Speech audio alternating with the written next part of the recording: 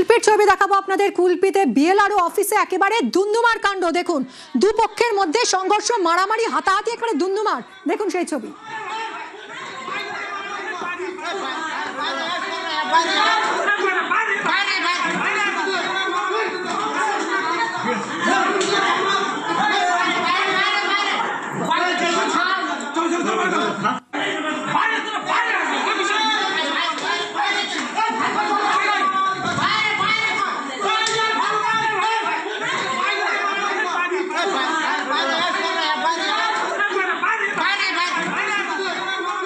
দুপক্ষের মারপিট, তুমুল মারপিট, আহত হয়েছেন বেশ কয়েকজন। কথা বলবো আনিসউদ্দিনের সঙ্গে। আনিসউদ্দিন, এরকম উত্তেজনা কেন ছড়ালো, এরকম মারপিট কেন?